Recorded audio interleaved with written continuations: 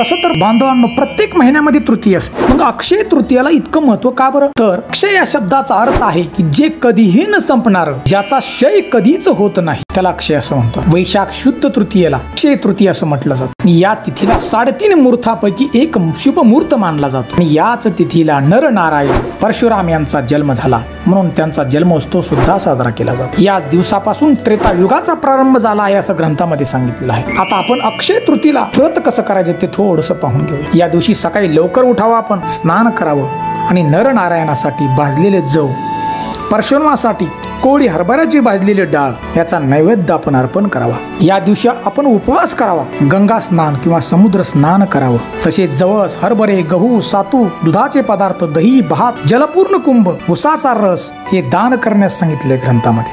त्याचप्रमाणे पितृश्राद्ध हे आपण करावं. पितरांना सुद्धा शांती भोजन घालायला सांगितलेलं आहे.